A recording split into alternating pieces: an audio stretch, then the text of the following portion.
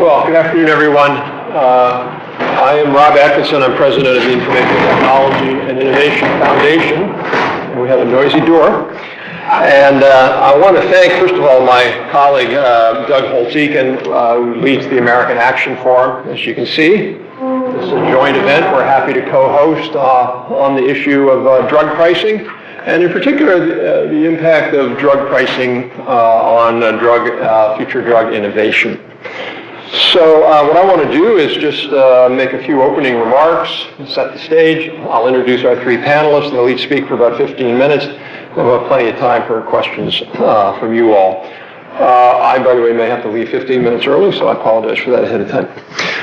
First point I want to make is we did invite a number of people to have this be a little bit more of a debate and to represent the other side, if you will. But unfortunately, they all declined. I don't think they wanted to debate with Doug. That's my theory here. But anyway, we will try to do our best. And if you want to bring up alternative views, certainly feel free to do that. So there's no question that drug access is central to the health of Americans, and that high drug prices can and have gotten in the way of that. Also, there's no question that certain individual companies, particularly smaller companies, have occasionally abused their authority, if you will, and excessively raised drug prices. That's all stipulated. I think the more important question, though, is this question of overall drug prices and the impact that might have on both access and innovation. At one level, if this is really a coverage issue, then the logical answer would be that the federal government step up and increase coverage for drugs, so that so no one is priced out of the ability to be able to take an important or possibly life-saving drug. So that's one option. Prices are high for certain individuals. The government steps in, either through direct subsidies or indirect subsidies with insurance, and we solve the problem. But there are other people who argue that no, it's not just that somehow the prices of drugs themselves are too high, irregardless of if there were a government subsidy. And they make that point because they oftentimes say that prices are high because profits are high. For example, the public advocacy group Public Citizen says, quote, drug profit margins are large enough that reducing them, they will have plenty of money for research. The Center for Economic Policy Research, Dean Baker writes, the immediate cause of high drug prices is government-granted patent monopolies, which allow drug companies to charge prices that are often 400% more above competitive market prices. So the idea, if we just sort of weakened or got rid of certain patents, there'd be more competition, more generics, prices would fall. But there's two problems with this. One is looking at individual drugs and saying, boy, that drug makes a lot of money, really misses the point. The point is that companies have a portfolio of drugs. About 80% of all new drugs in the market in the last 15 years lose money, according to a study by Vernon, Gullock, and Demasi. So most drugs, think about this as like the movie industry, where there are lots of movies made, and very, very few of them are Avengers Endgame. A few are, and those make up for all the Disney losses and the other movies that we've never seen. So you can't look at individual drug necessarily and say, oh, it's too high. You have to look at the portfolio. And as I said, 80% of drugs lose money. Then that gets into the broader question of, well, how about overall drug prices? Are they too high? And a study by NYU professor Oswith Damodaran, finance professor there, he looked at the returns on equity adjusted for R&D and risk, which is the proper way to measure profits in innovation industries. And he found that the pharmaceutical ROE was 11.1% versus an overall market return on equity of 9.9%. So what we're really talking about there is essentially 1.2 percentage points. There's not a lot there. So let's just say hypothetically you force profits down in the drug industry by 1.2%, you would be forcing prices down by 0.5%. So the other question is, what's the overall effect of drug price controls? And I think why this is such an important issue is that there are certainly, as I said before, there are really important issues around access. We can't deny that. Of course there are. But this is one of those tough policy decisions for you and your bosses, because there's no free lunch. There's not like, well, we can do that and get this. And that's really what our panel wants to focus on today. In other words, what we will argue and present evidence on, including a white paper from ITIF in the fall, is that drug price controls will come likely at the cost of reduced future drug development. So that's really the choice. Do we want low prices today with more access, but at the cost of slower rates of progress on Alzheimer's drugs, cancer drugs, diabetes drugs, and the like? Let me just close by saying I look at this issue as emblematic of the inability of America to think about more than tomorrow. Hey, if we all lower drug prices, we all be better off. I'd be better off. My health insurance prices would go down. We'd all be better off. My kids would not be better off, though. And if you look at what we've done in our politics on a number of different indicators related to how much we're willing to invest in America's future, you look at federal research and development spending, and it is now below the rate of, so federal R&D to GDP, so that ratio, it's below Sputnik. So you go back to 1956. Remember your history. Sputnik, big deal. We've got to win the race. We've got to beat the Soviets. We've got to massively expand science spending. We've been cutting it, basically, and so we spend less on R&D as a share of our economy than before Sputnik. Gas taxes. I had the honor of chairing a congressional commission on surface transportation financing, and we looked extensively at how do we pay for our roads and our bridges and our transit.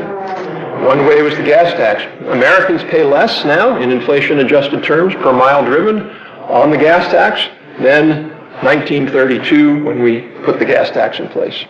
So we made a societal decision. I don't want to pay for the roads for the future. I just want to have low gas taxes so I can go out and order my meal. And this is the same issue with drugs, I would argue. This is really, it fundamentally boils down to a question of, do we want to worry about what's going on now, or do we want to also make sure that we have enough investment for the future? And in this case, that investment comes in one of two ways. One is NIH funding, which we've been long proponents of, and the more important and bigger share is drug company innovation, whether that's in large molecule biotechnology injectables or small molecule chemical pills. Both are critical areas for the future. So with that, I'm going to turn it over to Doug.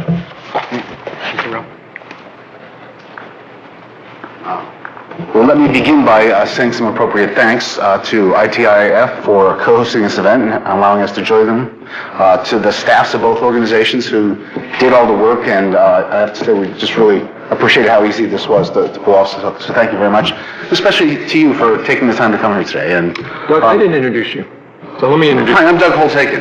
Hey, Doug. How you I'm doing? president of the American Action Forum and a colleague of Rob Atkinson, and we're good. Let's go. Former director of the Congressional Budget Office, former chief economist in the President's Council of Economic Advisors. Now we're good. Okay, thank you.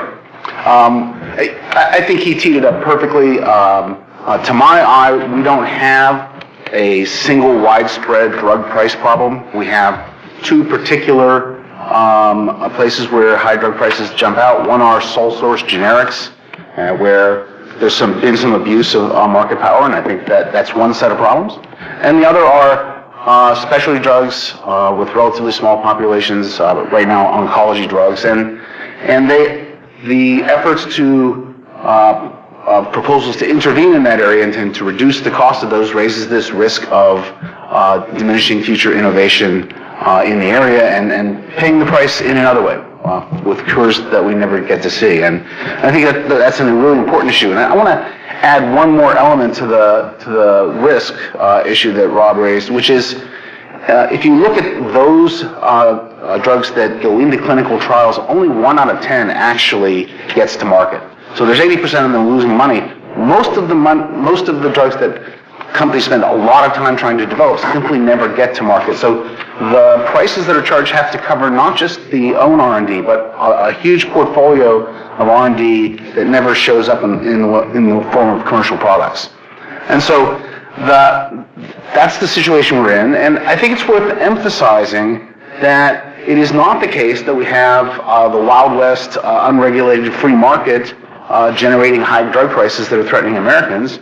We already have substantial government intervention in the pricing of pharmaceuticals, not all of it being good news. For example, the Medicaid best price provision, whereby if you negotiate a contract with a customer in the commercial market, you have to give that best price to the Medicaid population as well. There's a lot of evidence, CBO's weighed in on this a number of times, that restricts the aggressiveness of the competition and the reduction of drug prices that you would otherwise get in the market. And that Medicaid best price, which is probably the original sin of drug price policy, has now spilled over and created big problems in this program called 340B. In the old days, before Medicaid best price, pharmaceutical companies gave drugs to low-income individuals for their care as a matter of charity.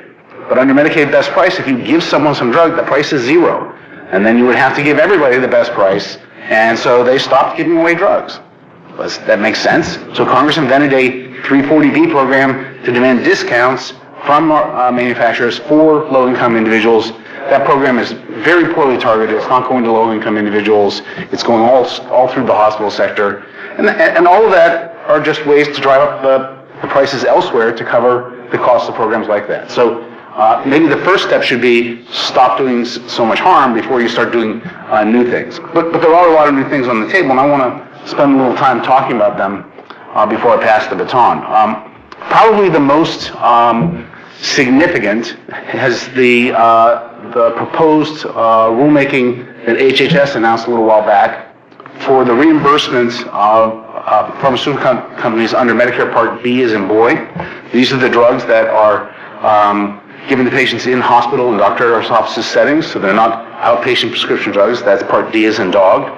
This is Part B. Currently, the reimbursement for those drugs is you have to give the manufacturer the average sale price elsewhere, and then there's 6% of the ASP given to the physician for reimbursement for the service of treating the patient. HHS proposed to actually say, let's come up with a different system. Let's use a reference price based on countries' prices of those drugs in other countries. And they put out a report with this announcement of a proposed rulemaking. And in that report, they looked at 27 very important and costly Part B drugs. And they found that if you looked at 16 countries around the world, that on average those drugs were 80% cheaper in those other countries, and that their proposed international price index would reduce reimbursements by about a third, a little over 30%, to manufacturers in the U.S. This would be a big cost saving for the Medicare program, but it is a de facto importing of the prices elsewhere and the controls elsewhere into the U.S. market. And the things that I would emphasize about it are, if you look inside that index, there are two things that jump right out. Number one, many of the countries in that index reference other countries, so there's a lot of referencing of other countries' prices, and all roads basically lead to Slovakia, and we end up indexing U.S. drug prices off a relatively small number of countries in Central Europe and Asia. Those countries don't have anything like the U.S. demography, they don't have anything like the U.S. standard of living, GDP per capita. It seems completely inappropriate to imagine that's the right quote market price for the U.S. market. And so even if you're going to go down a road like that, you ought to really think about how you formulate such an index. The second, and I think more important thing, which gets to the innovation access issue, is that of those 27 drugs, only 11 of them are actually available in all the countries. Very often countries just say no. And instead of paying a high financial price for the drug, you pay the price of having no access to the drug whatsoever. In the U.S., 88% of drugs are available within the first 3 to 6 months of their introduction to the market. We get access basically to everybody, and we do it relatively quickly. It takes a long time internationally, and in many cases it doesn't happen at all. So if you look at that IPI proposal, and if they were to go forward with it, I think it raises a lot of questions about the innovation cost of using that effort to control prices. There are others. That's sort of, let's go grab other countries' prices. There's a lot of chatter now about approaches which would have a set of arbitrators that would adjudicate whether a price was fair or not. So you might, in the Medicare Part B or Part D program, say, hey, this costs too much. Let's go to an arbitrator and they'll set a price. We can come back to this later in the Q&A, but in the end, this comes down to government setting of prices because someone's going to have to pick the arbitrator. And in doing so, you will start setting the prices via the political mechanisms of the government. And that's a dangerous step for the same reasons as the IPI is. And then one that's been around a lot longer and has been debated ever since I was the CBO director is this idea of having the government directly negotiate with drug companies. And in the Medicare Part D program, there is a prohibition of the non-interference clause, which prohibits the Secretary of HHS from intervening in the negotiations between prescription drug manufacturers and the drug plans that deliver it to seniors, and also between the plans and the pharmacies. A lot of proposals are, let's get rid of that prohibition, have the Secretary negotiate. I say the major thing to recognize is that the only way you can negotiate is if you have some leverage, and the only leverage that a negotiator has is, I'm not going to buy your drug. It is implausible to me that the Secretary of HHS is going to replicate what goes on in the rest of the world and say, we're simply not going to use that drug. We're not going to have it. We're going to deny the access to the U.S. population. In the absence of that, you don't have negotiation. You have the government setting prices, and most of those government negotiation proposals end up being price controls coming out of the government in a pure and simple form. So those are things that are all floating around right now. I'll just close by saying there is a better way to think about these problems, and that is to employ the market more effectively. My colleague Tara O'Neill Hayes has a very nice proposal about reforming the Part D program to better align incentives and get better negotiations between the manufacturers and the insurers. We can talk about it more, or I suggest you take a look at it. That's a route. Better use of private market incentives that we should pursue. This government intrusion into the market with further controls is one we should not. Thank you. Great. Thank you, Doug. Stephen? So let me, thank you. Let me introduce our next speaker, Stephen Ezell, who's Vice President of Global Innovation Policy here at ITIF. Stephen focuses on a whole set of technology issues, but leads our life sciences work. Has done extensive work on the issue of how life sciences innovation works, how we're competitive, why we're competitive, what we need to do to stay competitive. So with that, Stephen. Thanks, Rob, and good afternoon. So listen, the United States clearly leads the world in life sciences innovation. In fact, in the 2000s, U.S. headquartered enterprises introduced more new-to-the-world drugs than did enterprises from the next 5 nations combined. From 1997 to 2016, U.S. headquartered companies introduced 42% of the world's new drugs. U.S. companies have invested $500 billion in life sciences R&D over the past decade, which has resulted in 350 new drugs. Those medicines have had a profound impact on global health and the quality of life of American and the world's citizens. They have yielded breakthrough innovations, such as treatments for inherited blindness, drugs to prevent the spread of HIV and into others, treatment for childhood leukemia, treatment for forms of cancer, such as breast, lung, cervical, and colon cancer that went untreatable 20 years ago. Such innovations explain why American citizens enjoy the highest cancer survival rates in the world, with over 90% of U.S. women who suffer from breast cancer being alive at least 5 years later, and U.S. cancer survival rates being 10% higher than they are in Great Britain. Those numbers matter greatly when the reality is in the future 1 in 2 American women and 1 in 3 American men will be diagnosed with cancer in their lifetimes. But the reality is that the United States did not always lead the world in life sciences innovation. In fact, in the 1970s, the U.S. was a global also-ran. In the 1970s, European headquartered companies introduced more than twice as many new-to-the-world drugs as American companies did.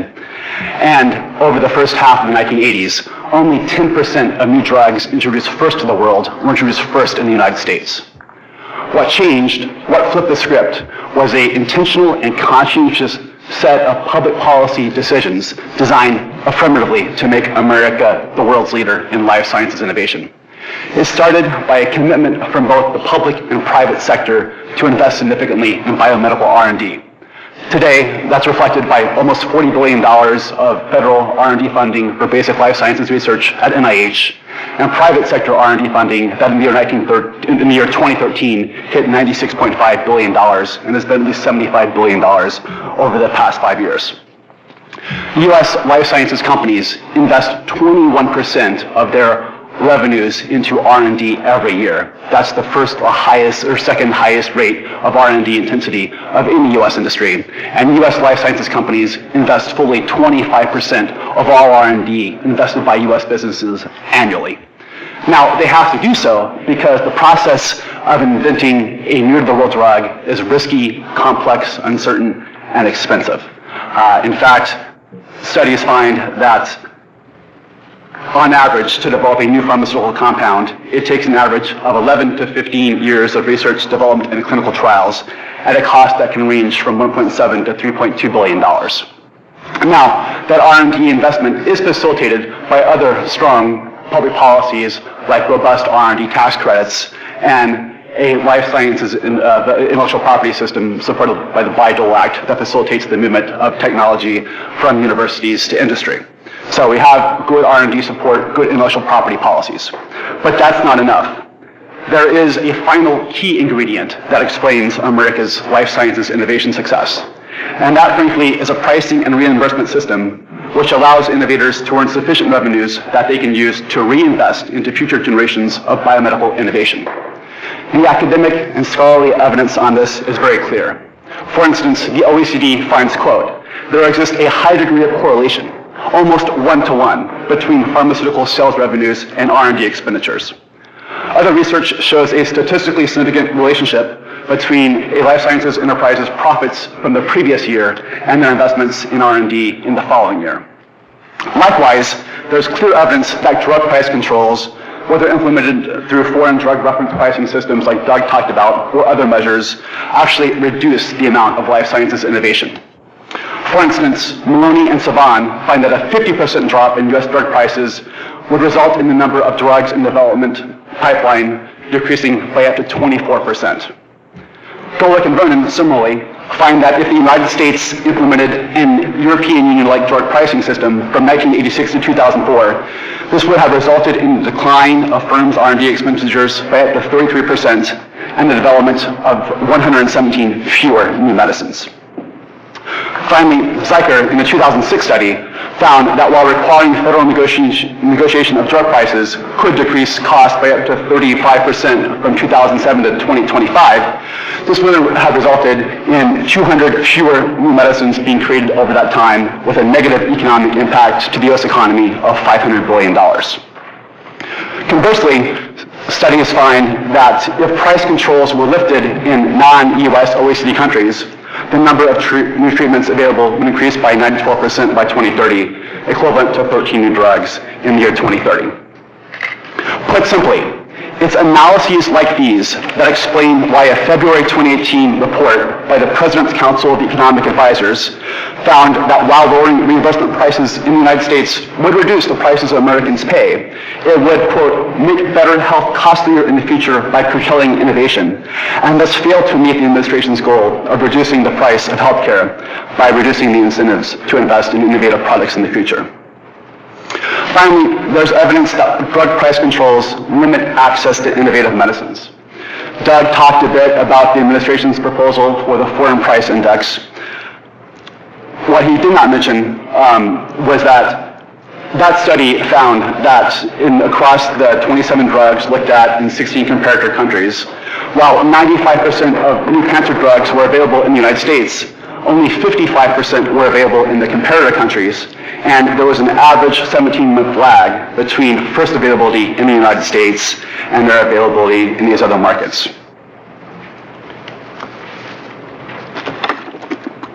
Finally, it really should be noted that drug prices are actually part of the solution and not the primary cause of burgeoning healthcare system costs in the United States. In fact, Frank Lichtenberg finds that from 1997 to 2010, the value of reductions in work loss days and hospital admissions attributable to pharmaceutical innovation was 3 times larger than the cost of drugs consumed.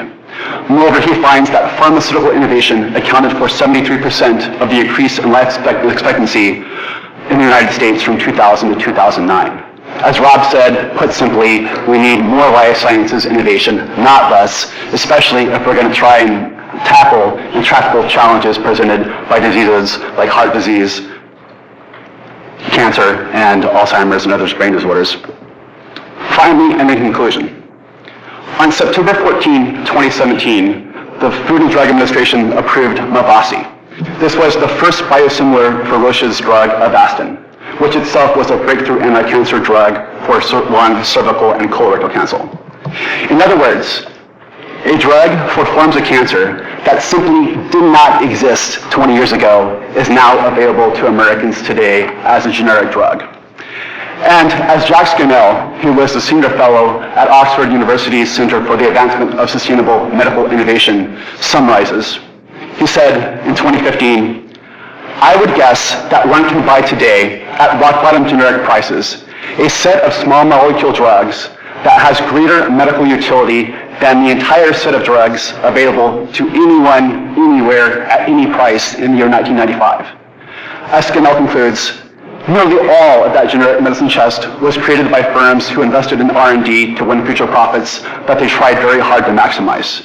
But it was short-term financial gain building a long-term common good. And it's that dynamic why lung cancer and breast cancer drugs are available today in America at generic prices. And it's that dynamic that enables us to envision a future where drugs are available at generic prices in 2014 for a set of conditions that we simply cannot treat in any medical setting today. But if we're going to have that future, it's incumbent upon policymakers to recognize that America has created the world's best system for life sciences innovation, and we have to preserve that going forward. Thank you. Great. Thank you. Okay, thank you, Stephen. Andrew Spiegel is the co-founder and executive director of the Global Colon Cancer Association, which provides patient-centered advocacy for millions of colon cancer patients worldwide and helps support the creation of new patient advocacy groups. So, Andrew. Thank you. Thank you, and thanks for inviting me to speak as the patient advocate on this important topic. So there's been a lot of data that's been presented today, so a lot of my talking points have been taken away already, but I'll see if I can drive some of that data home and sort of talk about how it actually is affecting patients. So I'll talk about colon cancer just for a second. Colon cancer is the second leading cause of cancer death in the United States, the third most common cancer when you combine men and women together, and the third most common cancer in the world. So I've been in the colon cancer patient advocacy space since 1999, so it's my 20th year in the space. And I remember when I got involved, there was only one drug to treat colon cancer. It was called 5-FU. It had been around for about 30 years. It was a generic drug, and it was highly ineffective in treating colon cancer. And as a result, here in America, if you were diagnosed with stage 4 colon cancer, which means it has spread to a distant organ, then you had a survival rate of less than 5%, a 5-year survival rate of less than 5%, and you had a life expectancy of somewhere around 7 or 8 months. Fast forward today, here we are 20 years later in my patient advocacy journey, and we now have more than 15 approved drugs for colon cancer, for metastatic colon cancer, more than 15 in the last 20 years. And what has been the effect of those drugs coming to market? Well, now, if you're diagnosed with that same prognosis, the same disease, that metastatic colon cancer, you're now expected to live about 3 years instead of 6 or 7 months. And many are living much, much longer if you look at real-time data. And the death rate of colon cancer has dropped 50% in the United States in the last 20 years. And no other major cancer, we're talking about the number 2 cause of cancer death, can claim that kind of success. So that success, in large part, is due to a number of factors: earlier screening, more attention to the disease, better surgical.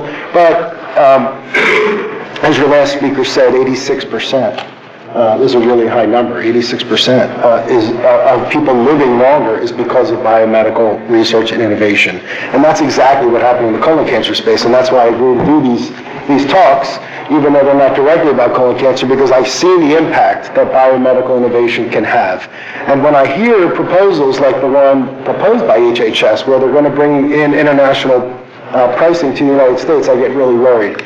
So my organization, the Global Colon Cancer Association, is made up of 47 colon cancer patient groups from around the world, only 3 from the U.S. So we really do have a global picture of access from our members. And what we see here in the U.S. is that, of course, we have these great statistics of a 50% drop in death rate and triple life expectancy and 15 drugs now, and we have cures. We now have immunotherapy for colon cancer. So we're still seeing, and we're going to launch a program later this year that's going to highlight some patients who are this metastatic colon cancer, stage 4, expected to die, failed everything, were told to go home, and they qualified for an immunotherapy trial and now they're cured. Within months, they're cured with almost no side effects. So that's where we are in the cancer world. And even in other diseases, in my experience with the International Alliance of Patient Organizations, we have witnessed the cure of hepatitis C. Right? So we witnessed the cure of that. We witnessed AIDS becoming a chronic disease. We're witnessing cures of cancer happening all over the place. And the last thing that we want to do now is mess with a system that's working. And that's exactly what HHS is trying to do. They're trying to take this international pricing index, which takes these 16 other countries and mixes the United States in with them, and they basically say, we're going to price the average of all these 16 countries, and that's how we're going to pay for medicines. But when you look at the effect, and you've heard a lot of the data, but you look at the effect of what those price controls have on patients in those countries, it comes down to one word, and that's delay. Delay in getting drugs approved, delay in getting drugs to market, delay in getting the price negotiated between the payers, the governments, and the manufacturers. That's a significant delay, that negotiation process. And then delays in, of course, you've heard from other speakers, delay in getting money put back into R&D so we get better and newer medicines going forward. So what do those delays really mean to patients? Well, if you are a triple-negative metastatic breast cancer patient, I just learned this last week when I was speaking on this subject with somebody on the panel from the American Cancer Society. When I said that there could be a 3-month additional delay in the United States of getting these medicines, she stood up and she said, do you know a 3-month delay for a triple-negative metastatic breast cancer patient reduces their life expectancy by 50%? And I was like, wow, did you just make my point for me? A 3-month delay for a triple-negative breast cancer patients will reduce their 5-year life expectancy by 50%. And so let's talk about these other countries. These other countries that the United States is being compared to that will be mixed in. So the data, new cancer medicines are available. You heard that new cancer medicines that are fully available in the world, 95 to 96% of them are available in the United States. So keep that number in mind, that we get 95 to 96% of the drugs. Let's look at the other countries that HHS wants to group us in with. Greece, they have 11% of available cancer drugs. Czech Republic, 49%. Japan, 50%. Ireland, 50%. Belgium, 56%. Canada, 56%. Italy, 57%. The Netherlands, 62%. I could keep going on. Finland, 65. France, 65. Denmark, 66. The best, Austria, 70, and the United Kingdom, 71%. Germany, 71%. But we have 96% access. So we're talking about, you want to take access away from almost 50% of those people, because when you average in all of those numbers with these 16 countries, as the last speaker said, that total average is 55%. So do you want the United States to become like these 16 other countries and have available cancer medicines 55% of the time? I say no. The other issue, the other fact, the other data that we look at is the available delay, the average delay in available cancer medicines. So we talked about the 3 months in the United States that we have, which is really totally unacceptable. But when you hear what's happening elsewhere in the world, you're going to be proud to have a 3-month delay. In Greece, a 36-month delay in availability of new cancer medicines. Czech Republic, 23 months. Japan, 23 months. Ireland, 22 months. Belgium, more than 2 years. Canada, 13 months. Italy, 20 months. Netherlands, 9 months. Finland, 13 months. France, 19 months.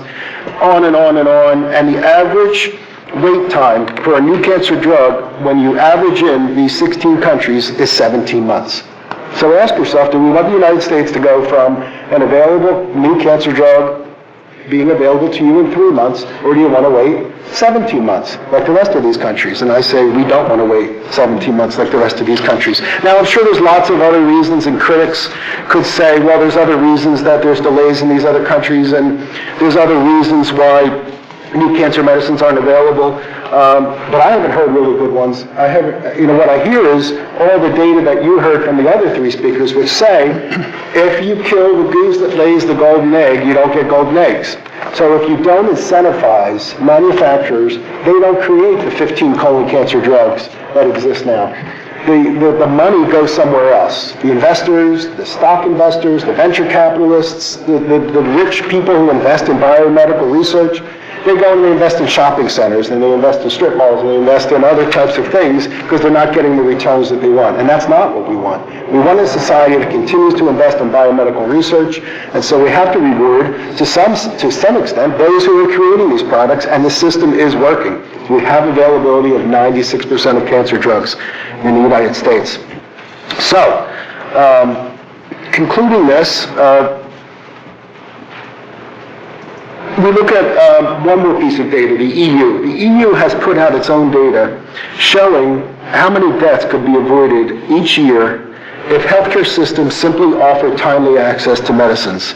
That number, and this is each year, so the EU's own data says that each year, if our residents in the EU had timely access to medicines, 600,000 unnecessary deaths each year could be avoided.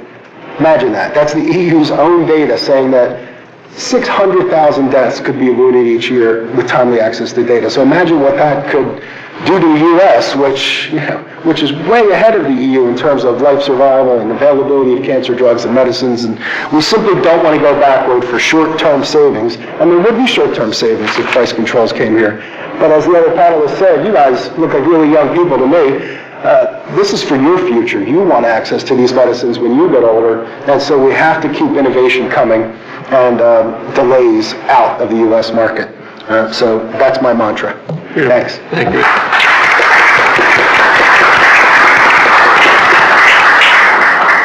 So I just want to ask the panel a couple of questions, and then we'll open it up here for questions or comments from you all. But one point I want to make, and Andrew alluded to a little bit, and Stephen, we're in this period now. If you look at new drug approvals, what you saw was, we were doing a little bit well in the 90s, and we had this little bit of a trough. In the last 5 years, we've seen this steady uptick. And the question is, why are we seeing that uptick? Besides the fact that we have this good innovation ecosystem, including pricing, we're seeing it because we have this confluence of technologies that are coming together that are allowing really amazing breakthroughs. And if you've ever had a chance to visit one of the leading, or any of the leading big or small biopharmaceutical companies in the world, your mind will be blown. Things like genomics, the ability to,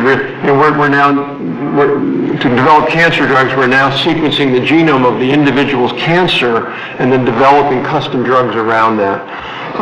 CRISPR, the ability to actually change the genes in particular things.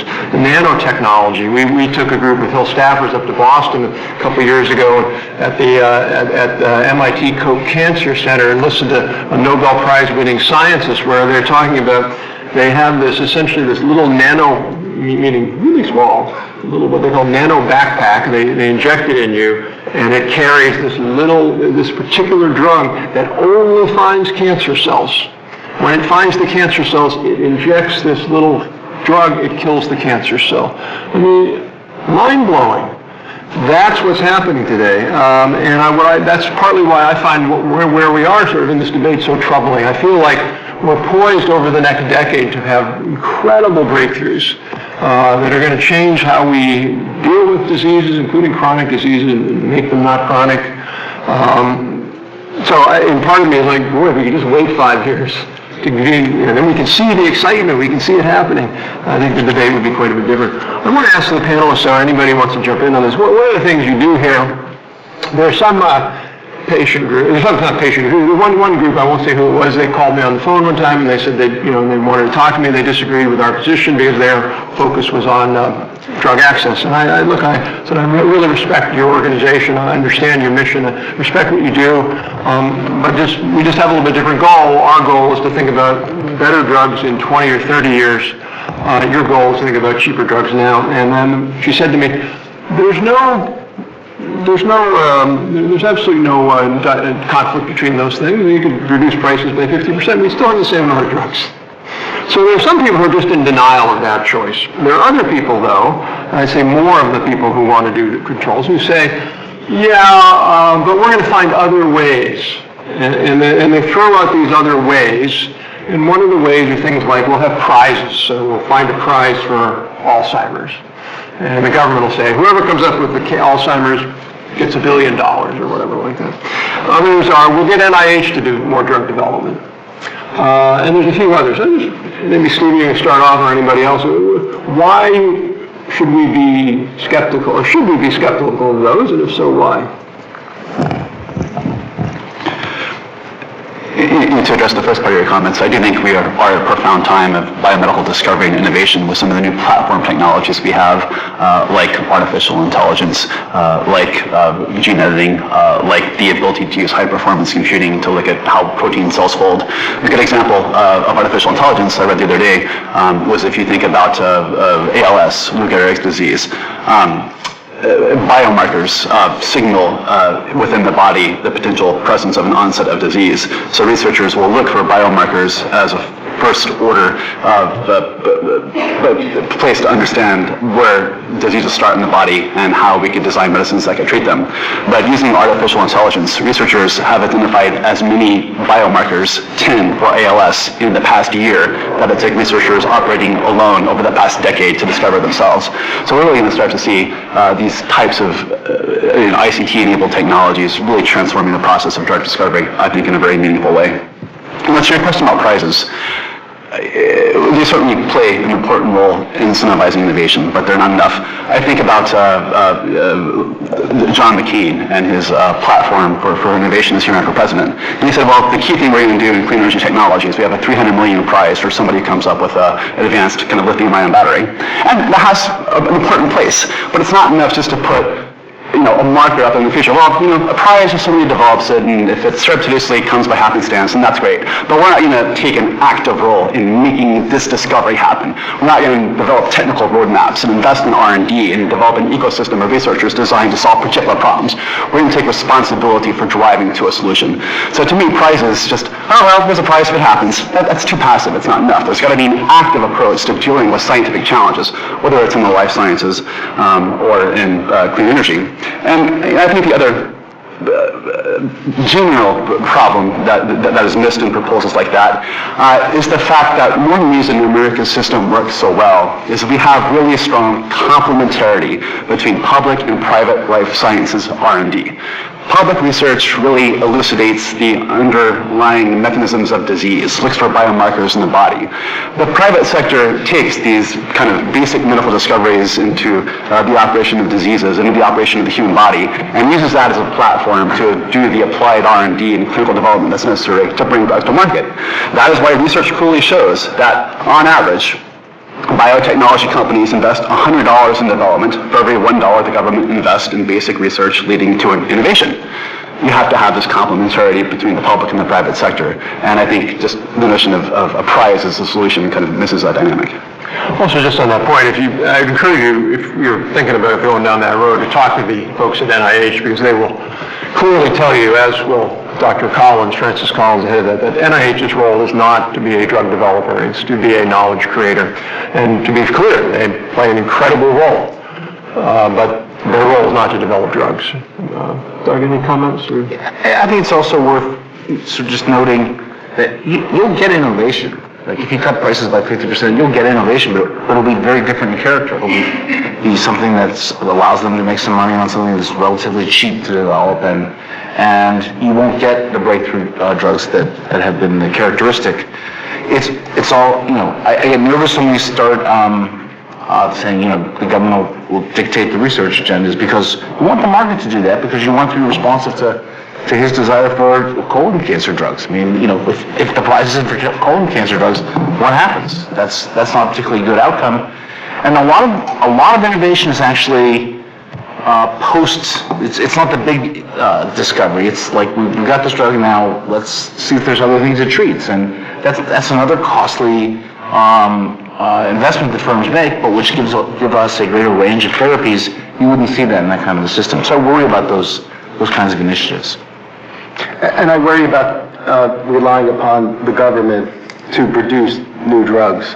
I don't think the government does a particularly good job in producing them. I think the data shows that the vast majority of these blockbuster drugs that are curing these diseases are made by private industry. And that's one of the things that bothers me about the new HHS proposal, is that they would get much more involved with our healthcare. They would create another middleman in between the doctor and getting the drug that the doctor wants you to get. You'd have to go through a government-appointed person who's going to have to approve that drug for you. So now it's just another step of delaying the process of getting access to that drug, another difficulty in getting access to that drug. And I don't buy into the myth of this global drug spending taking down countries when the data shows global drug spending is between 5 and 10% of most healthcare spending. I know that when you look at the US, Canada, and Europe together, the three big ones, the data shows that in the next 10 years, drug spending in those three advanced countries will be less than 10% of overall healthcare spending. So, we all want to have reduced prices of drugs, but I just don't buy the myth that the drugs are the big thing that's taking down the healthcare system. And then the last point that I would make on that is that if the government is putting in this middle person, that takes the physician-patient relationship away. It really does. You know how hard doctors are fighting now to get the medicine that you want approved, and they're making you go through multiple step therapies and approvals and try these drugs that are cheaper first before you can get that good drug that will cure you. And we see that happening all over the place, and we don't want interference with the doctor-patient relationship. We want the doctor and the patient to be in charge of that patient's health care. And currently, I think there's a good argument that they are in large part, and there is a good argument they'd be far less in control if there's a government intervener controlling access. And just to amplify one of those points, another problem with these proposals is that they imply that government would make better allocation decisions than industry. But as the wonderful report Wealth, Health, and International Trade in the 21st Century points out, quote, "It is questionable that public sector actors will be more efficient in allocating resources to research scientists and others working in pharmaceutical R&D than private sector decision makers for whom R&D efficiency is absolutely vital to the enterprise." Oh, and by the way, the savings under the HHS proposal would go to the payers, not to the patients. This is not to lower your co-pays and your deductibles and your out-of-pocket costs for these medicines. This proposal will save the payers money, not patients. So keep that in mind. So let me open it up for questions or comments if you have one. I don't know if there's a mic or not. No mic, so just speak up and raise your hand. Right here, sir. The topic of facilitating access, market access for lower cost biosimilars as compared to biologics was touched upon. I was wondering if that could be elaborated and whether the solution, because I kind of believe the solution lies more in FDA approval process or Medicare incentivizing. I can talk a little bit about biosimilars. I talk a lot about them from the policy perspective. So biosimilars they're not generics. So there's two classes of drugs for everybody's understanding. There's chemical drugs, there's biologic drugs. Chemical drugs are made from chemicals. I could give you a recipe for aspirin, and any one of you could go get those ingredients and put them in a bowl and make aspirin just as good as Bayer can make aspirin, because it's just a chemical recipe. But when you're talking about biologic drugs, they're made from living organisms. They're made from proteins. And so the generics of those biologics could never be identical. They can't be a generic of a biologic drug because only the manufacturer has that original cell line. But the FDA has created a process, a pathway, that says if you can make that biosimilar drug, a similar drug, that doesn't show any differences in the patient and is just as effective in the patient, then the government will approve those drugs with less data than was needed to approve the original drug, and they cost less to bring to market, and they have potential to significantly drive down the price of goods, the price of medicines in the United States. So the way they work is that after a drug goes off patent in the United States, a new drug will have its certain patent life. After it goes off patent, biosimilar manufacturers, other companies can come in. And they're lowering the price in the U.S. a lot lower than they expected. We're seeing prices drop by 35, 40% all over the place in the United States with the few biosimilars that have already been introduced, whereas in Europe, where they've been out for 13, 14 years already, they're still only looking at a less of a 15 to 20%, at best 30% price reduction. So getting more biosimilar manufacturers into the game is a good thing. Getting more drugs means more competition. So if there's 4 or 5 companies that are making that same Avastin that you talked about, Avastin was very expensive when it came out, but if you have 5 biosimilar manufacturers making that drug, the price is going to come way down. And even the reference manufacturers are starting to drop those prices. So it's a really good question on how to lower drug prices, and they expect that biosimilars will actually save the government billions of dollars over the next 10 years. Are there any thoughts on other specific things the government should do for enabling the pathway to biosimilars? Well, I do think it's absolutely vital to point out that this was the compromise that was put in place to allow innovators a period of time to recoup their expensive investments in R&D, to generate sufficient revenues that they can reinvest in future generations of innovation, but then to provide a pathway to biosimilar competition that reduce prices. This has proven to be, as I tried to point out in my remarks, a system that has enabled the United States to continue to be the world's leader in biomedical innovation while having a mechanism in place to control prices across the economy. So I think it's working very well. Just to be clear, you're referring there to the 12 years of data exclusivity, which you might want to explain. I'm broadly referring to the Biologics Price Competition and Innovation Act, BCPI. But what you referred to specifically there was a separate provision within the BCPIA that allowed for a elongated period of data exclusivity, which essentially means that when a competitor wishes to introduce a biologic or a biosimilar, then within a 12-year period, they cannot use the original innovator's clinical trial data to validate the safety and efficacy of the drug. They can use their own research to show that, but they cannot use the innovators during that 12-year period. Move your mic up too. Doug, anything on? All right, any other questions? Right here, and then we'll go back. Yeah, so right here, yes. Great. Thank you all for being here today. I really appreciated hearing specifically what you had to say about the pros of innovation, but I really do wish we could have heard more from the opposition and perhaps what we lose by not having price controls. I don't know if you're familiar with the book on the Radium Girls that came out about a year ago, but it gave really just moving historical descriptions of not only the loss of life because these women couldn't pay for treatment that didn't exist, but also the loss of familial savings and emotional devastation that came alongside of not being able to afford treatment for these women or find treatment at all for that matter. And so I was wondering if you could speak specifically to more of these almost unquantifiable things that we lose by not having drugs which are accessible to everyone. Clearly there are pros to innovation, which we see in the long term, but what are we losing and missing that we can't quite specify in these? Let me make an overarching point. Just to be clear, we are making a societal choice about that. Now, and there's 2 ways to solve that access problem.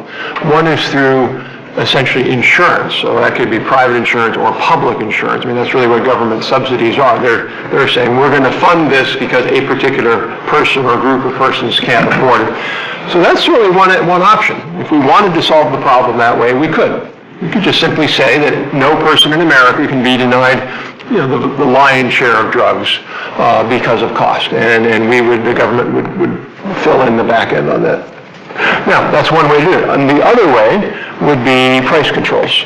And I think our point was price controls have a lot of negative impacts on innovation, whereas the former would not. But Doug, you've thought a lot about this. So. Yeah, no, but I mean, I think this is the key point. They're really 2 different things. There's the cost of having that drug exist, and that is going to depend on the research programs that go into it and number of competitor drugs that are out there in the market and all of the things that determine that sale price when push comes to shove. And then there's the second question, which is, what's my share of that price? How much do I have to bear, or will we use some sort of insurance mechanism to make Rob pay for some of it and sort of spread it out? A lot of the discussion should be around making sure that we have more effective insurance markets. We have lots of problems with insurance markets. This discussion is largely focused on that first question. Can you make sure the drug exists so that you are not paying an unseen price in inability to treat diseases that otherwise should be treatable, and you never see that price. People just bear it, and that's a human toll that we've known about throughout history. And now we are seeing less of that because we create these drugs. And then there's the sort of issue of, can we use a price control to sort of push down that price artificially? That's trying to mix the two together, which is to somehow make your share lower somehow artificially. But if it doesn't get away from the fact that you need to devote the resources to have that thing exist, and it runs the risk of transforming it into a hidden cost that we just don't actually measure on the financial ledger. That's what I worry about more than anything else. Just another point on that. We've done, meaning the U.S. system. Yeah, go ahead. So there's also, I think, a really seductive line of reasoning that you hear from people, and you've heard variations of it today, which is that they say, well, look, the profits on this drug are 150,000 times the R&D. There's plenty of money for the R&D. We need to get this thing priced appropriately for its real value. That's way too high. They're just raping the American consumer. That misses a lot of the points that we tried to make in a technical fashion, which is there are a lot of points in the development program where drugs simply don't make it, and you have to cover all those costs as well as the ones that do make it.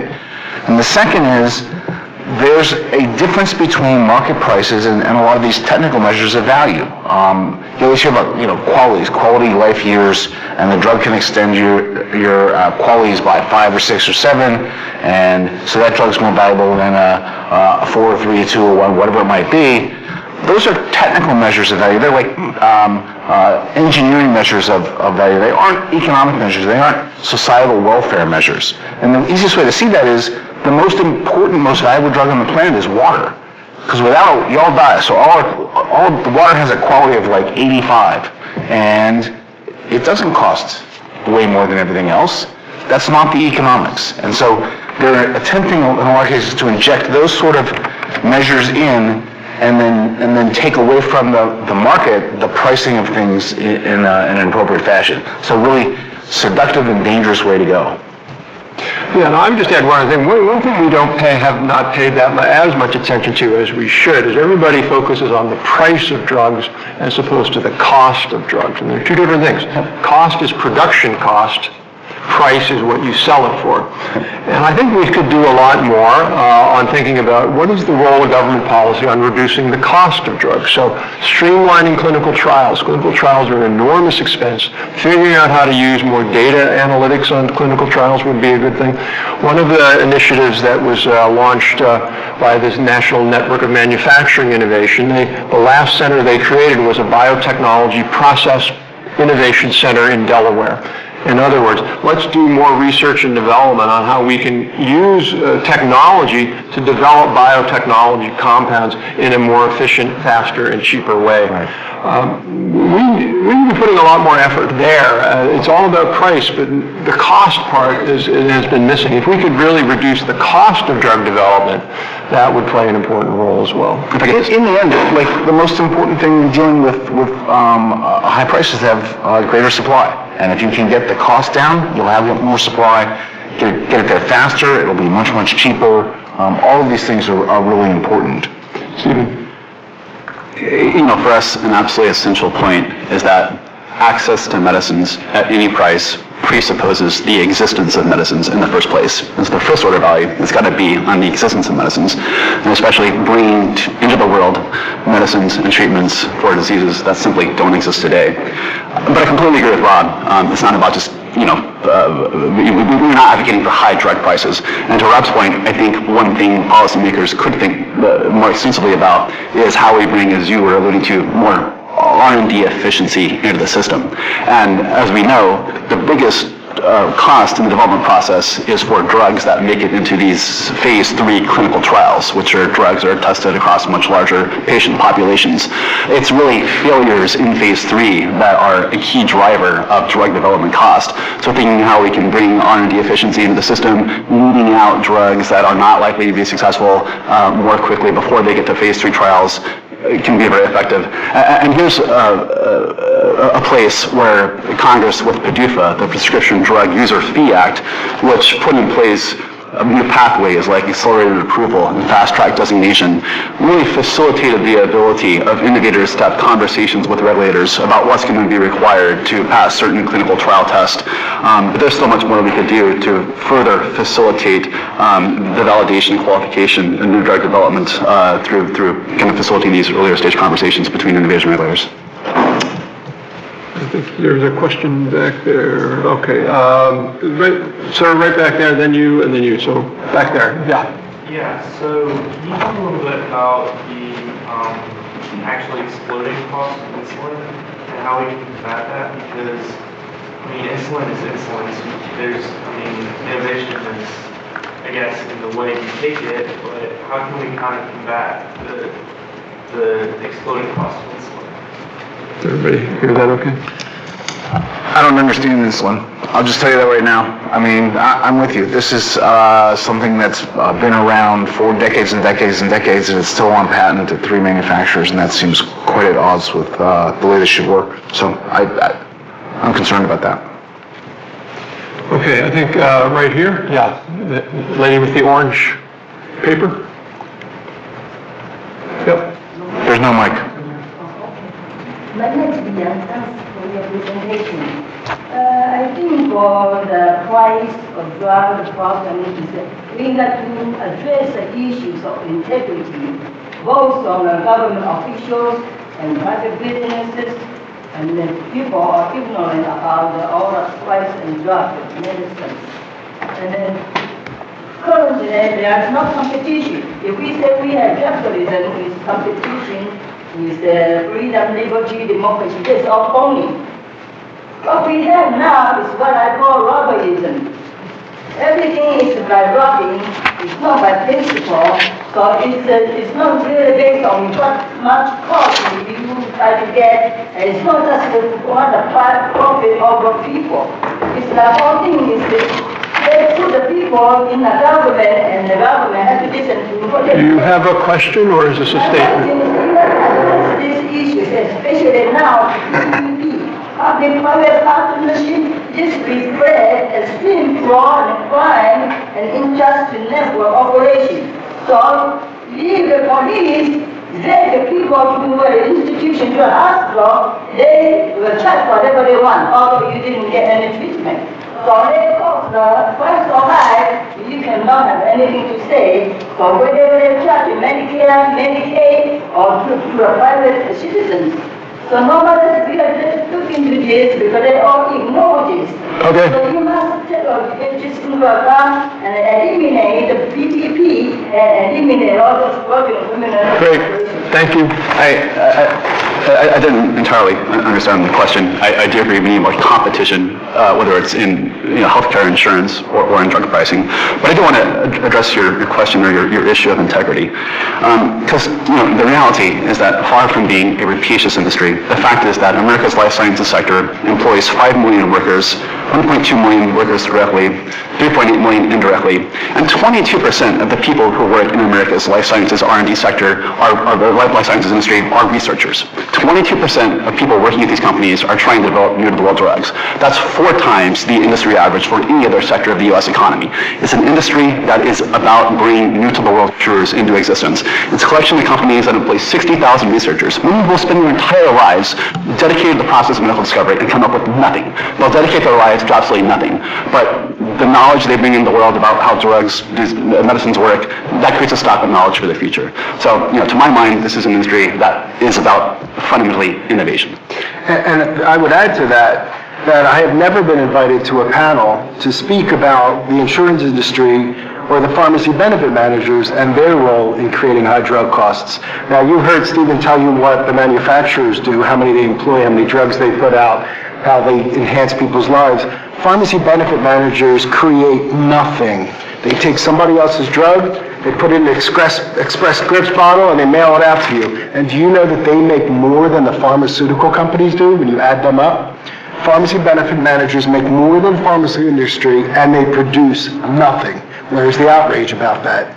Watch Madeline Feldman's speech. She's a rheumatologist who does a phenomenal speech about how the real issue is the pharmacy benefit managers, how much money they're making on the manufactured drugs that they do nothing to other than package and mail out. And also the insurance industry, where the insurance industry makes record profits year after year after year, continues to raise deductibles, continues to lower the plan's benefits. We could spend days talking about these issues, but it seems like everybody, the media especially, loves to point the finger at the manufacturers. And I'm really glad that we have people like this that have actual data, not just anecdotal data like I can't get my drug. It's real data that shows the access problem is multifaceted. It is not just the manufacturers. By the way, Andrew, to amplify your point, over 20% of spending on prescription drugs was taken in as profit by the pharmaceutical distribution system in the prior year. 20%, yeah. So, okay, I think there was a question there and then here. So, yeah, right here, sir. So I have a question about a practice known as pay for delay. I don't think anyone can talk about this, but it arises from paragraph 4 of the Hatch-Waxman Act. It allows for a company to challenge a patent from another company, and that led to reverse claiming patents and settlements happening, which is sometimes referred to as pay for delay. And there's some proposals to end this practice, and I was wondering if you could give some thoughts on how you believe that would affect innovation. I think it should end. I think there's companies out there, and they know who they are. The media has covered them very well, who take this patent dance and they sue a biosimilar manufacturer when their 12 years is over, and they just decide that they're going to sue everybody that makes a biosimilar and claim patent infringement, and then they just go and settle.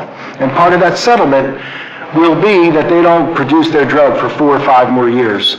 That means there's less competition for those 4 or 5 years, less access to the patients for those 4 or 5 years, and it's just another way of going around proper channels to keep patients from getting access. And I think it's a wrong thing to do. I think most of the companies don't do that. There's 1 or 2 that do it on a regular basis, and they know who they are, and you know who they are. Great. Yes, ma'am. Kind of piggybacking off of, not this question, but the previous discussion. So there's a difference in list prices of a drug, which gets a lot of media attention, versus how much you're paying at the pharmacy counter. And truthfully, as for members of Congress and constituents, that's their big thing. How much cash am I putting up front when I go to pick up my drug at CVS? So I know AEF has done their proposal about restructuring the Part B benefit to make out-of-pocket costs go down. I don't know if you have any other suggestions about ways that we can help educate the public that your list price is not the same, there's many hands, but also ways that we can reduce out-of-pocket costs and not necessarily just in the Medicare population. So there are many ways. I think one of the things we see is this sort of interaction of the sort of development of drugs with the insurance designs, and the sort of movement toward insurance designs that have big deductibles, co-insurance instead of fixed copay, pay 20% instead of paying $20. Those things expose people at the pharmacy counter to greater out-of-pocket costs. And the reason in some cases why that has become popular is the desire to keep premiums down. Everyone in this room knows that if you start talking about premiums going up in Medicare or Medicaid, whatever it might be, everyone gets very nervous about that. But some of the ways that you keep premiums down, you do so at some peril. And if you think about what you're doing, it's at odds with good insurance policy, because you're exposing the small group of people who take expensive drugs and have serious conditions to high costs, and you're exempting the large population from a relatively modest premium increase. That's backwards. You're supposed to use the whole population to cover the cost of that small subset. I think there's a lot of that going on. I'm very concerned about that. There are these, in the Part D program, there's the Administration has a proposed rule to make sure that the rebates get, instead of being sent to the PBMs and insurers, the benefits of those rebates get to the counter so that you're paying your co-insurance and your out-of-pockets off the net price, net of discounts from manufacturers. There's proposed legislation that will put that out into the commercial market as well.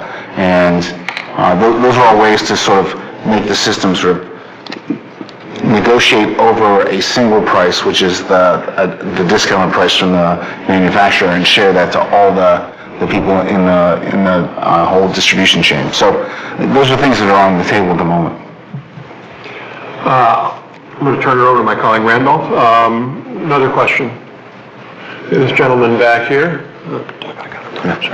So I think you guys made really excellent points in the beginning about how kill innovation in the future is because we want solutions that right now fix certain problems. But oftentimes a lot of people will vote and do things in their interest and in immediate, and that's understandable because we want to fix the problem right now.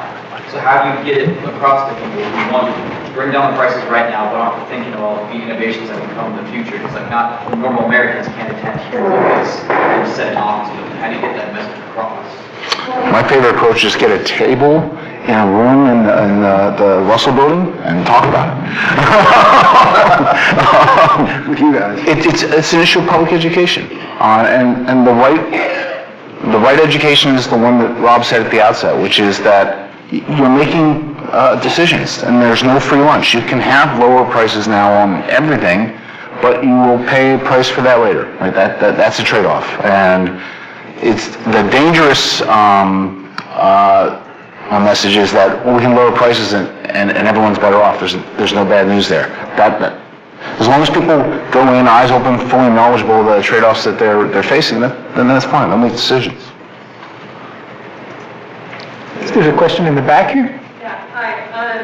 You talked a lot about kind of drug prices versus drug costs. So I was wondering if you could elaborate a little bit about what a drug manufacturer has to do to create that price. Because my understanding is it doesn't correlate to the cost that it actually incurs to bring forward. And when we start looking at drugs, like the one that came out, where it's kind of a one-shot and fix, that then they're not basing it off of the cost that it is to produce. So I'm wondering if you could maybe elaborate a little bit about where the prices come, or how it is a manufacturer sets the price. So I don't know how manufacturers set their price because I've not been in the room, and I won't pretend to, but I know some things that it shouldn't match. So if you take a chemical compound, once it exists, the manufacturing is extraordinarily cheap, and the price shouldn't match the manufacturing cost. And the idea that people are going to say, well, you just tell us your production costs and we know what the price should be, that's completely mistaken because, again, the production cost of that drug is not what they have to cover. It's not even the development cost of that drug and the production cost that they have to cover. They have to cover, for those things that make it to market, the production costs of the things in the market and the development costs of everything in the market plus all the things that didn't make it. And that's the key. It takes a long time. So you're sinking in literally hundreds of millions of dollars a year for 5-10 years. You finally get a drug. You put it into clinical trials. 1 in 10 makes it through. So now you got 1 supporting the cost of doing 10 for 10 years. That's what they're covering, right? And so it's going to depend on their manufacturing, their R&D portfolio, how effective they are at it. If you're bad at R&D, it's more costly, so it'd be good to have efficient R&D programs. But it's not going to look anything like production costs or R&D costs for that drug in isolation. That's not the right way to think about it. And certainly there are a number of factors. There's addressable market size. There's potential of return on investment. But the notion that the cost of production, not just for that drug, but for all the drugs in the pipeline, is not a consideration in the price of a particular drug. I just don't accept those types of arguments. In fact, in 2018, the Congressional Budget Office estimated that because of the high failure rates in biopharmaceutical innovation, biopharmaceutical companies would need to earn a 61.8% rate of return on their successful new drug R&D projects in order to match after-tax rates of returns for other industries on average in their investments. In other words, the CBO finds that companies have to earn outsized rates of returns for their successful innovations if the entire enterprise is to succeed. Right here in the front. what would happen to innovation if patent lengths in general were to increase? There would be less. The question is how much, and that's the $64 question that I don't think anyone can answer with any great scientific certainty. You face a fundamental trade-off. There's no way around it. Once a drug is in existence and it's supposed to cost a penny to reproduce, there's this natural incentive to just say, charge a penny, everyone gets access to it. That creates the greatest good. But if you do that, then you can't get it to come into existence at all. So you have to put up with some pricing that looks too high from that point of view for a period in order to sustain the innovation. And we've adopted some conventions for patent periods, but I don't think we know for sure whether a year more or a year less would have a dramatic impact. But we know directionally what it is, and I think I'm at this table at least worried about people being too aggressive in directionally down restricting the returns to innovation, because that has real costs and ones that I'm nervous about. There was another one right here. A few weeks ago, Senator Chuck Grassley suggested that pharmaceutical companies should start paying a percentage in the catastrophic phase in Medicare Part B. I'm wondering what his thoughts on that are. So our fingerprints are all over that one. So the paper I mentioned by Tara O'Neill Hayes is a reformulation of the Part D benefit from the current setup, which has a couple of features that I think have become more problematic. One, there's a 5% co-insurance in the catastrophic region forever for high-cost beneficiaries. There's no absolute maximum that they are subjected to. In this day and age, it seems like we ought to have a cap, and it's sort of an absolute maximum for them. Second is, the government picks up 80% of the catastrophic region right now, and that's become the largest part of spending on Part D. Not the subsidies for the premiums, but the reinsurance piece, and so that's again wasn't the intent of the program when it was passed back in 2003. And then in the so-called donut hole, the sort of before the catastrophic region, that coverage area,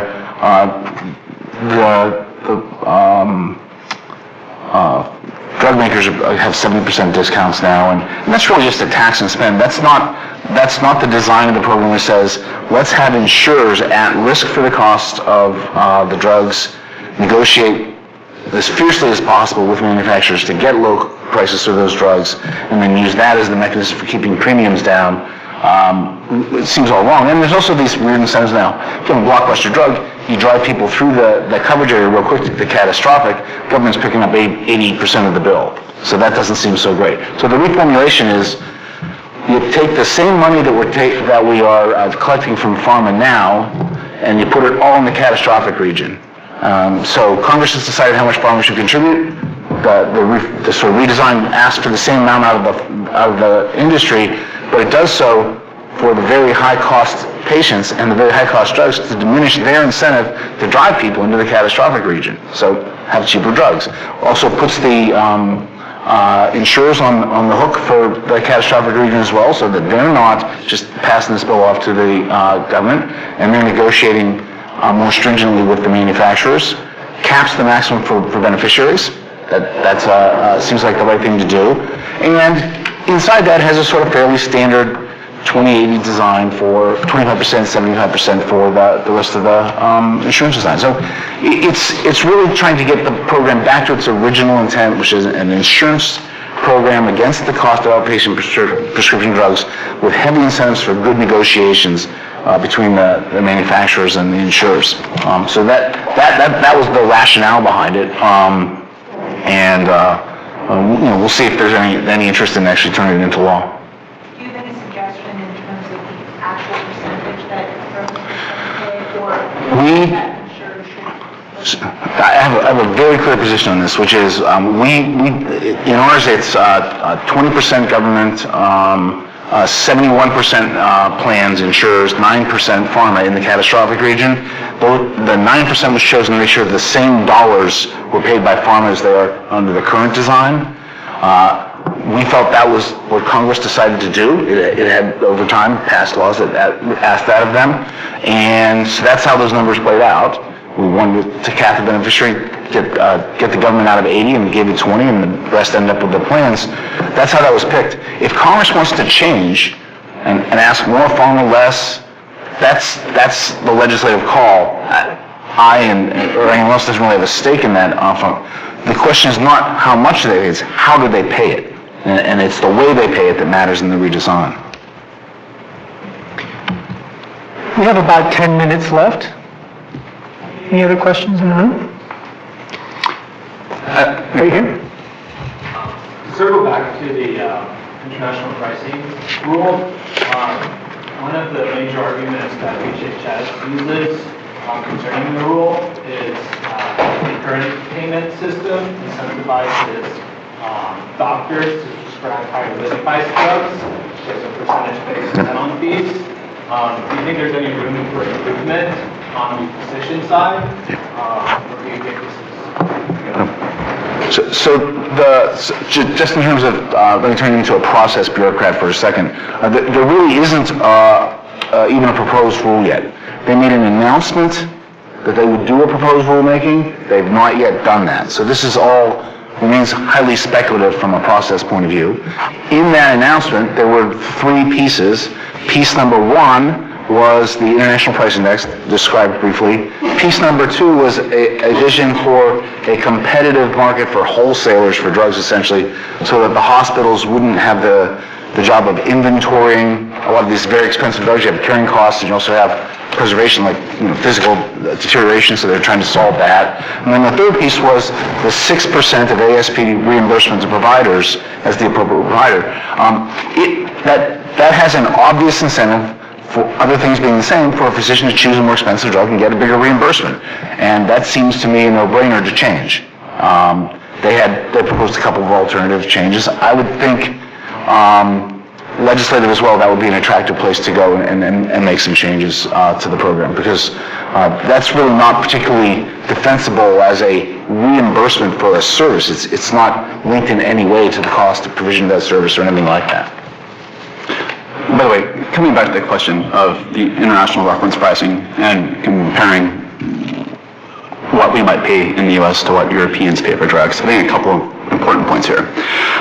One is that the reality was that in 2017, the United States, despite being the world leader in pharmaceutical innovation, actually had a global trade deficit in the pharmaceutical sector of $56 billion. And the reason why, simply put, is that other countries are not paying their fair share of the cost of innovative medicines. In fact, we estimate that 40% of that trade deficit is a result of a divergence between import and export prices of drugs in the U.S. and these other OECD countries.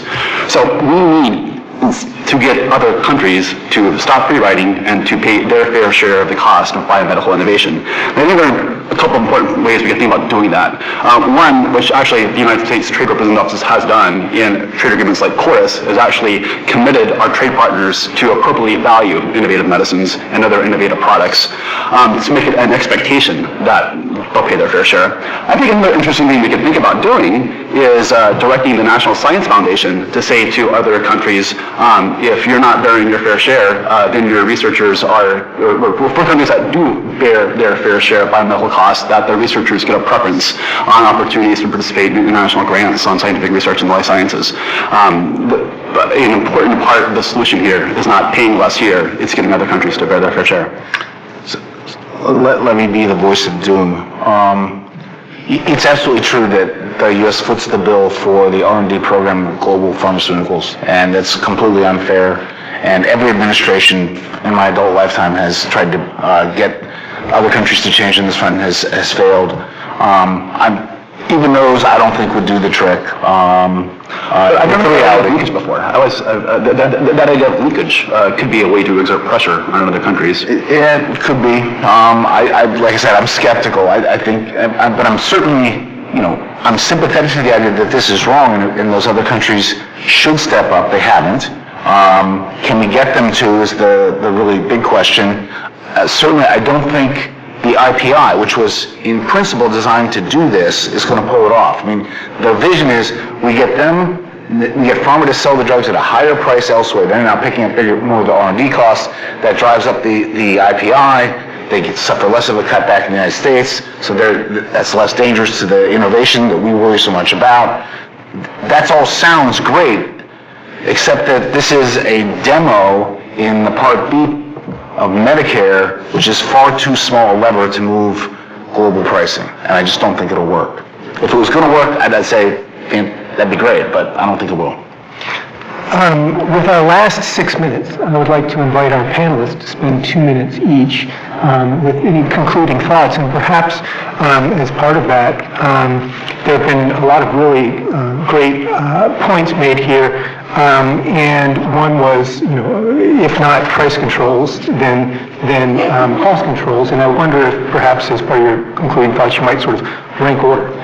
What would you do first among all the various ideas you had on the cost control side? You want to go strike on the line here? So I would do the reformulation of Part D. I think that's a sensible thing. I'd do the low-hanging fruit on the 6% ASP in the Part B program.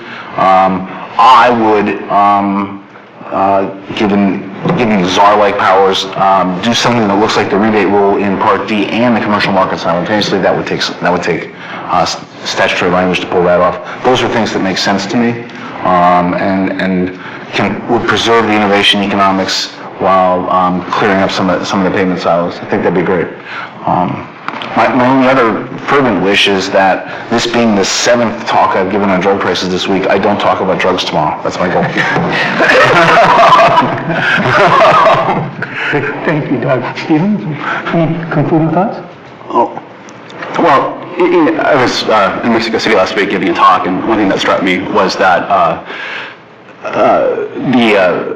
when you look at the death burden across the developed and the developing world is actually increasingly the same. So in developing countries, they now bear 80% of the global death burden of heart disease, 70% of the death burden from cancer. Right. So the point is, we need innovative solutions coming from every corner of the world to deal with these global health challenges. And I think it's important to have conversations with our global peers, especially in Europe, because the evidence I presented shows clearly part of the reason why European companies are not producing as much innovation as American companies is because they have not been able to generate sufficient profits that they can then reinvest into research and subsequent generations of innovation.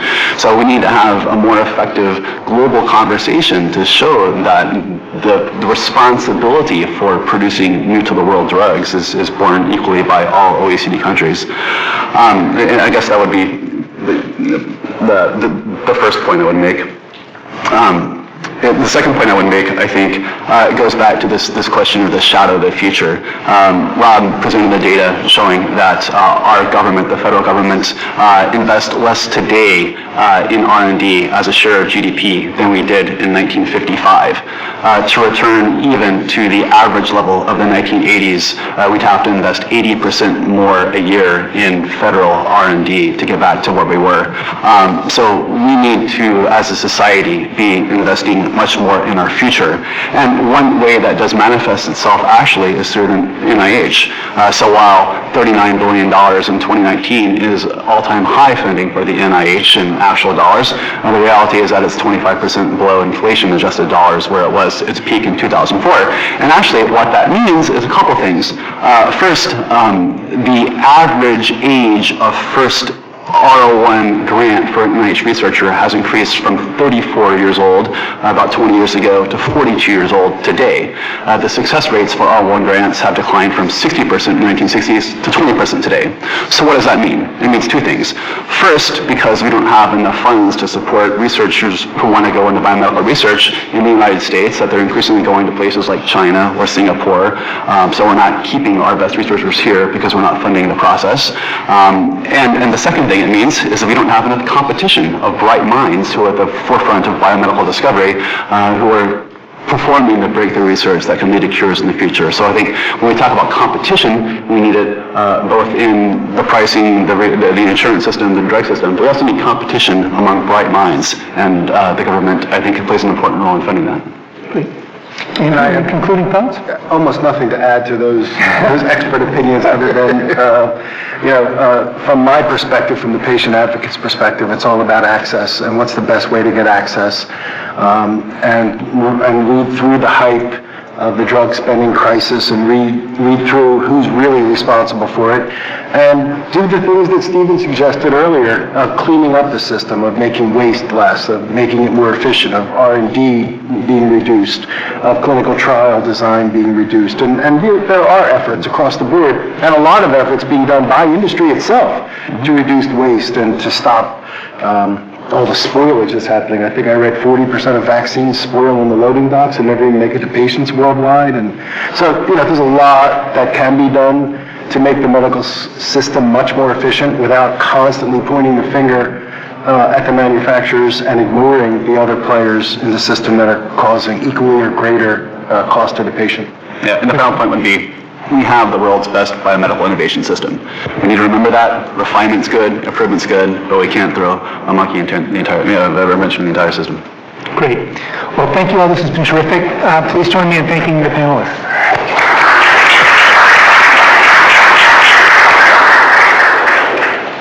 Thank you, sir.